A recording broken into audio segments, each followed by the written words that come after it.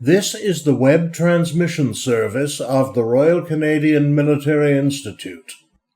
On June the 26th, our final Defence and Security Studies event of the 2023-24 season took place. It was a special screening of the award-winning documentary 20 Days in Mariupol, followed by a commentary by distinguished Canadian journalist Diane Francis. Diane, I mean, what could we say about that film? I mean, it was an excellent piece of journalism, obviously, but a shocking story to be told. But of course, the war continues, and people are dying in Ukraine every day. We're well past that period of time. We're now in 2024. That was back in 2022, and other shocking things have occurred between then and now. What in general is your assessment of where the war is right now? Where do you think this is going to go, and do you have any thoughts on how it might actually end? Without giving away the future? There's going to be books written about this. Yes. I don't know where it's going to go. I can give you some broad brush scenarios, good and bad. But I think that right now what we've got is a very nasty war of attrition because the Russians have a pretty mediocre military, frankly.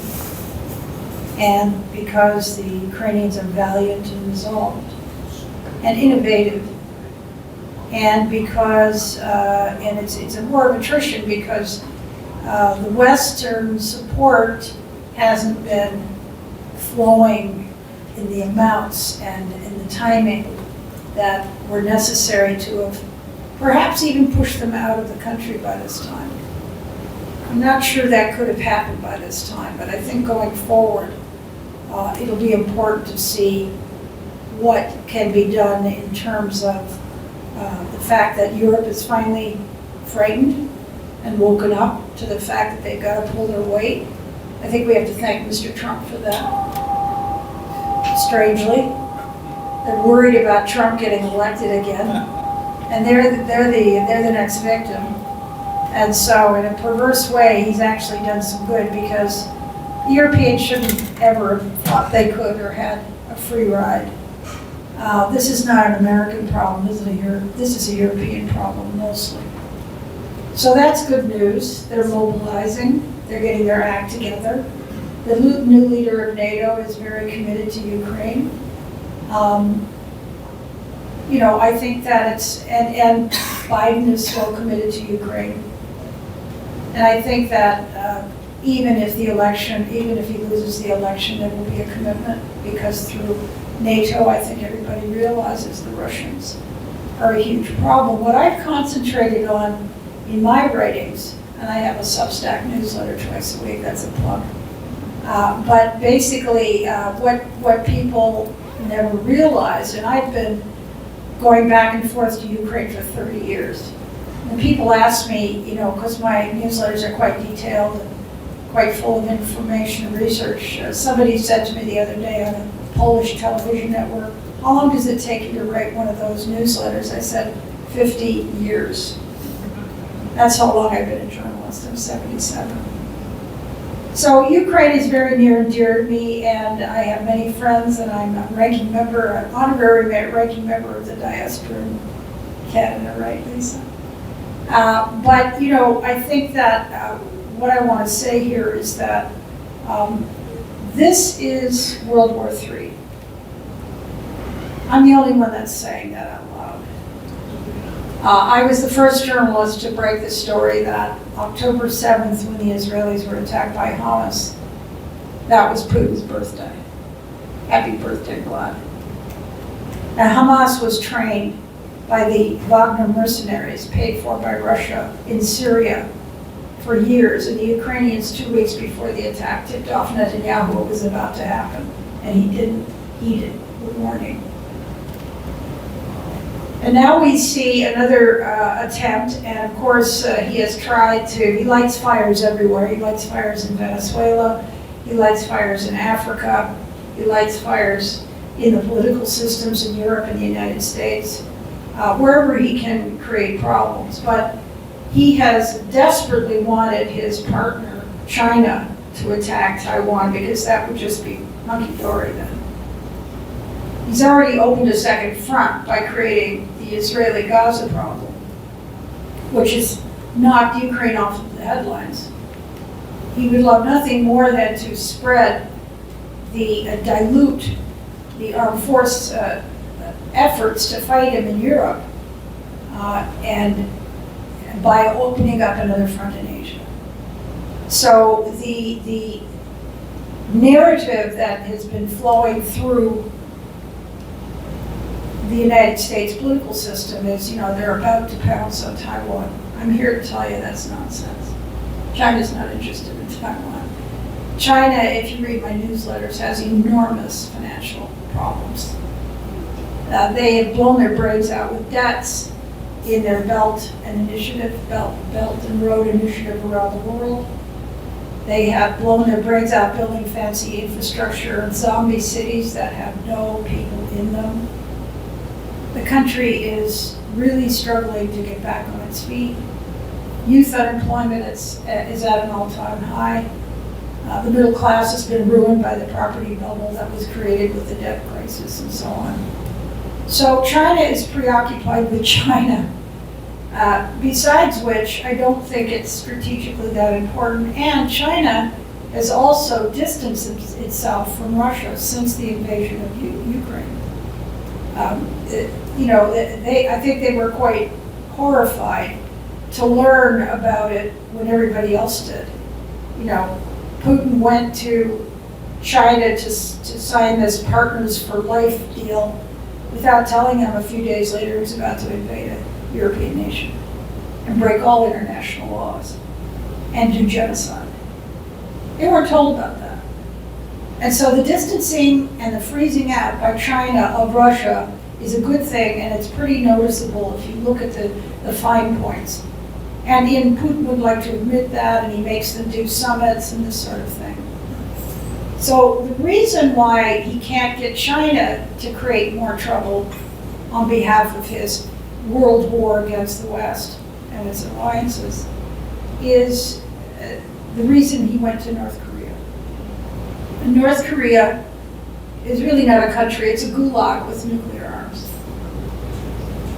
It's run by a crazy person. People are impoverished and starving. This is not a superpower. And so he's gone there to make a big deal about a deal with a nuclear power. And of course he's done it to rattle. He's insulted China. China was very guarded in their reaction to this. It was news to them. South Korea was very upset. Japan is very upset. And the United States is upset. And so is the members of the Quad, which is like the Asian NATO that India and Japan and the United States started. So you've got him rattling Asia. This makes headlines. This may lead to something violent because South Korea said if you arm North Korea with more nukes or more technology and more weaponry, we are going to directly ship arms to Ukraine to kill Russians. And they've said this quite directly. And by the way, the dirty little secret is they've been doing this for 2 years anyway. They've been indirectly doing it.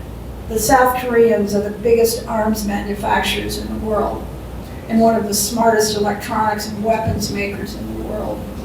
And South Korea has been replenishing everything the Americans give to Ukraine and replenishing everything the Polish give to Ukraine in terms of ammunition. So yes, they've been indirectly involved. However, 4 months ago they got directly involved, and the president of South Korea went to Kyiv and said all the right things and said, "We're on side. We're with you." So this is the gamesmanship that's going on, and Putin is.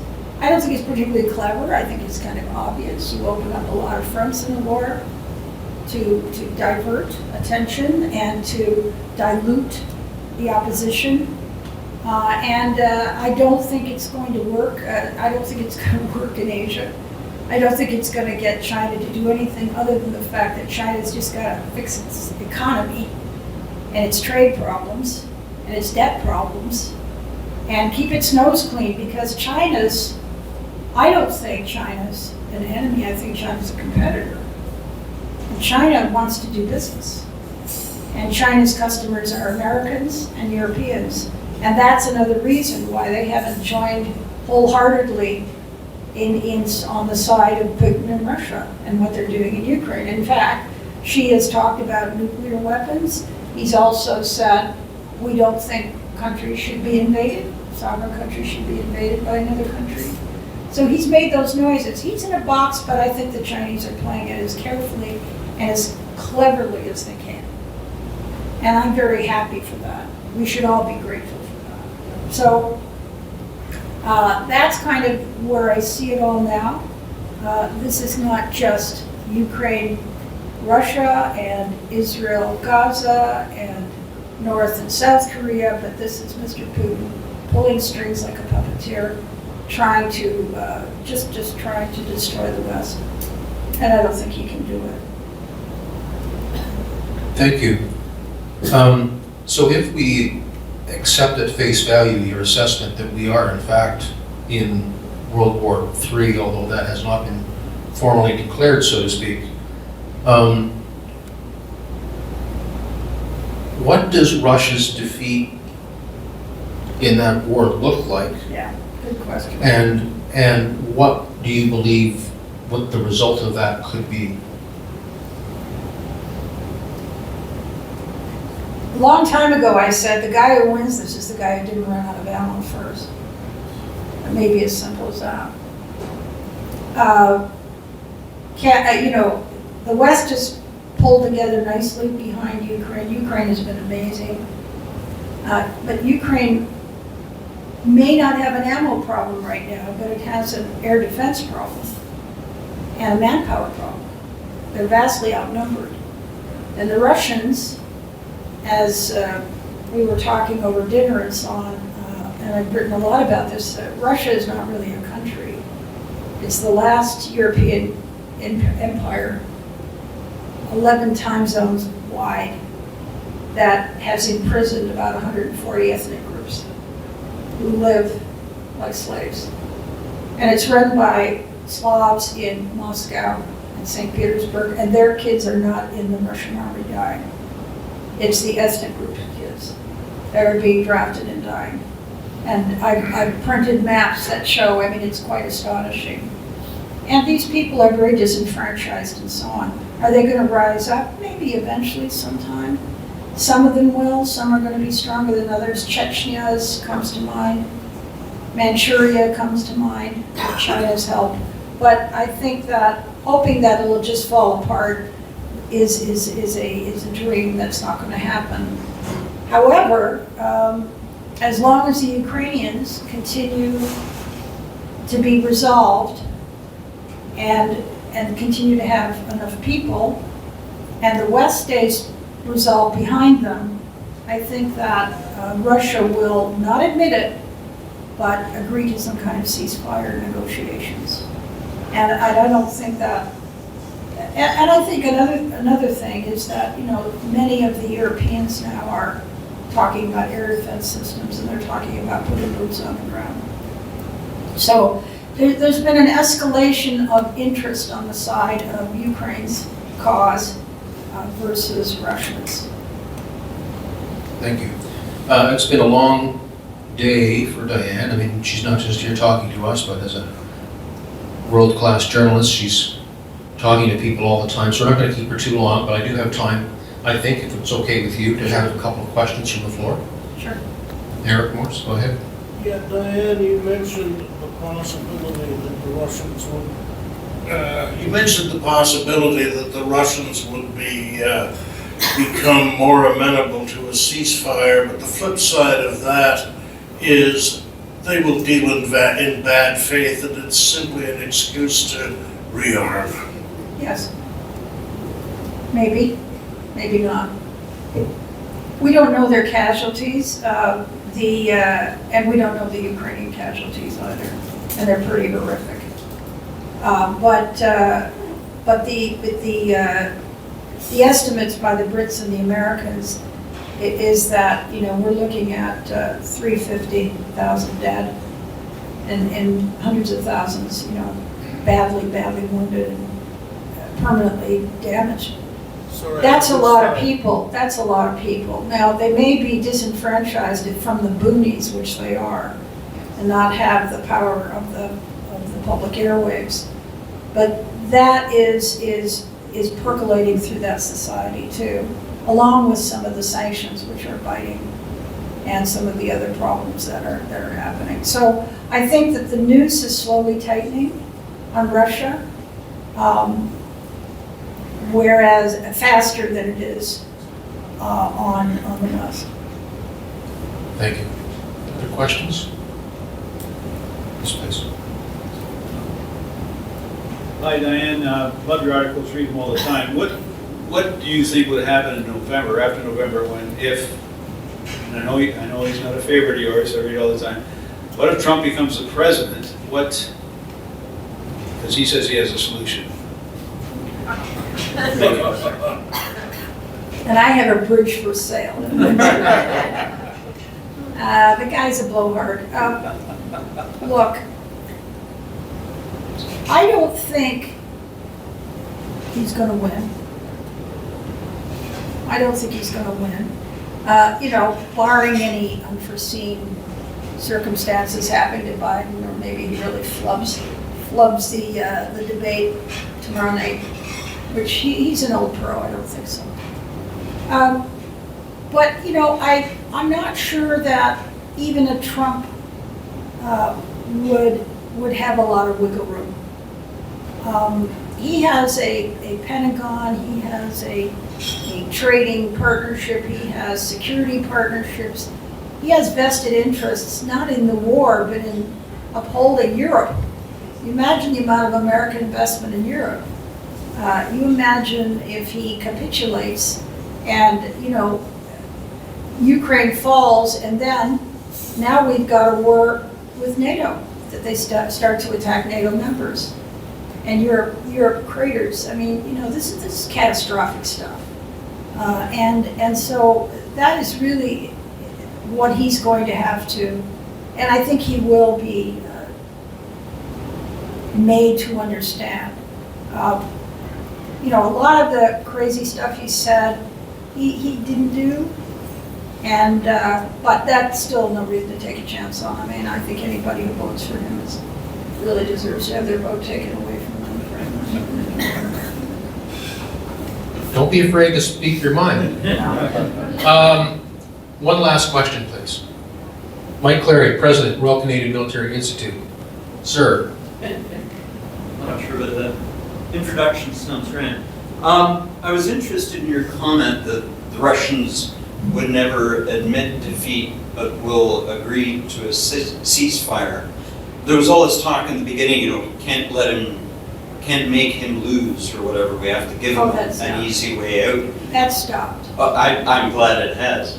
But how would you picture them not admitting defeat, but agreeing to a ceasefire on the terms of the Ukraine, i.e. Ukraine getting all its territory back?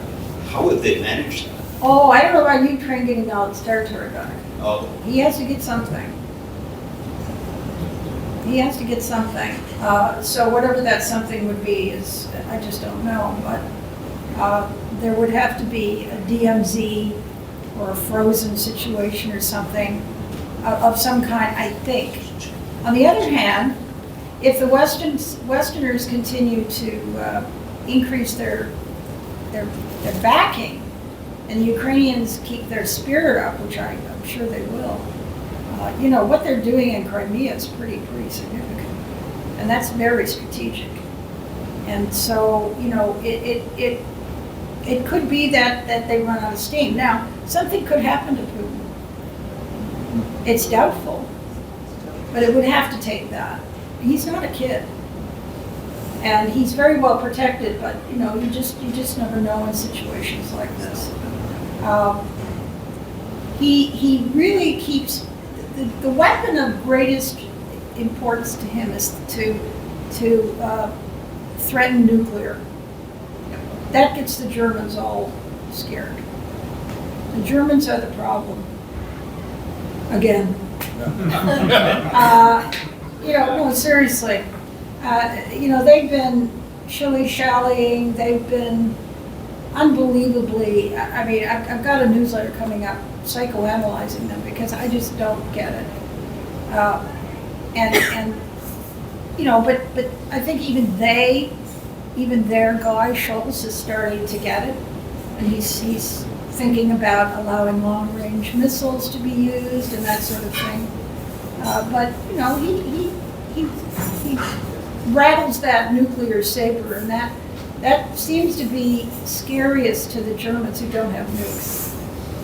The Brits and the French do. The Americans sure do.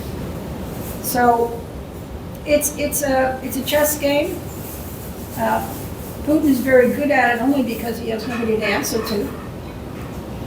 He's completely in charge. So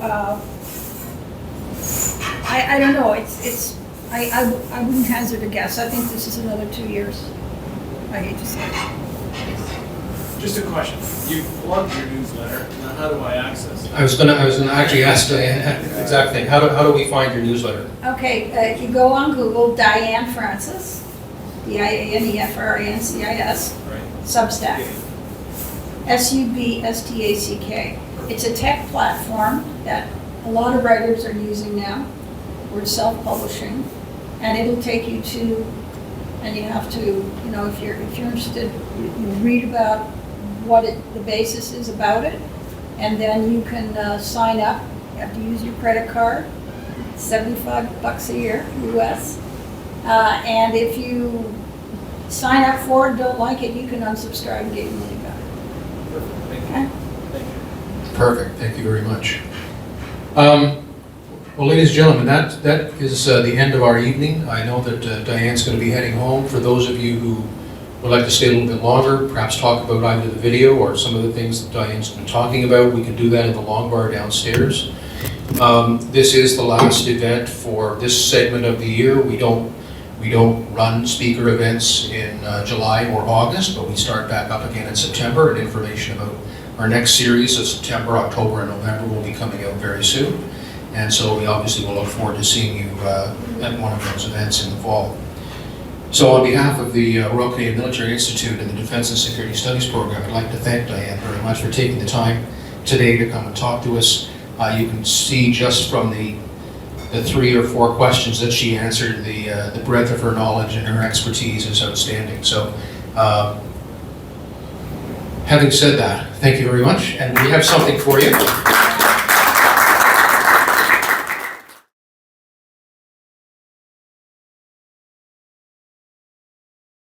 This has been another in our series of webcasts produced by the Royal Canadian Military Institute in Toronto as a public educational service. You can find news of upcoming events and links to our webcast archives at www.rcmi.org. On behalf of the RCMI, this is Eric Morse saying goodbye for now, and thank you for joining us.